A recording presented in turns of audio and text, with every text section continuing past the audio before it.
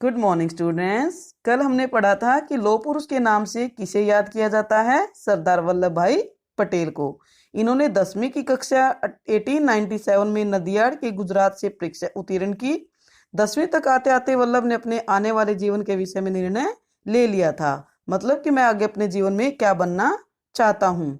वह जान चुका था कि इंग्लैंड से कानून की पढ़ाई करके भारत आते हैं उन्हें धन और यश दोनों मिलते हैं। इंग्लैंड जाकर कानून की पढ़ाई करना ही वल्लभ के जीवन का उद्देश्य बन गया।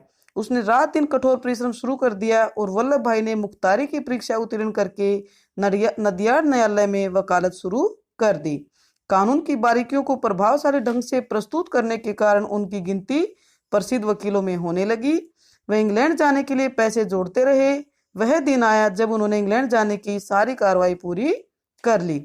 वह यात्रा संबंधी आदेश की प्रतीक्षा करने लगे। वर्षों का सपना पूरा होने वाला है, यह सोच सोचकर वल्लभ भाई मन ही मन खुश होते। और वल्लभ वल्लभ कहाँ हो? उसके बड़े भाई ने पुकारा। देखो, किसी अज्ञात हितैषी ने मेरा इंग्लैंड जाने का टिकट भेजा है। चिल्लाता हुआ उनका बड़ा भाई विठल उनके पास आया। फिर वल्लभ ने कहा कि यह टिकट मेरा है, तुम्हारा नहीं। कहते हुए वल्लभ ने अपने बड़े भाई के हाथ से लिफाफा ले लिया। लिफाफे पर अंग्रेजी में लिखा था वीजे पटेल, वकील बोरसद। वल्लभ भाई समझ गए कि यह लिफाफा उनके भाई के पास कैसे पहुंचा। विठल भाई भी अंग्रेजी में यही नाम और पता लिखते थे। वल्लभ भाई ने अपने बड़े भाई को पूरी बात समझाई तो उनका मुंह लटक गया।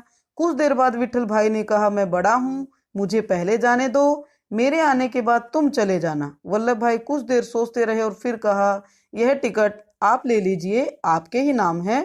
छोटे भाई की यह बात सुनकर विठल भाई की आंखों से आंसू बहने लगे। वल्लभ ने अपना टिकट विठल भाई को दे दिया और अपनी सज्जनता से वल्लभ भाई ने सबका दिल जीत लिया। कुछ समय बाद वल्लभ भाई भी कानून की पढ़ाई के लिए इंग्लैंड गए।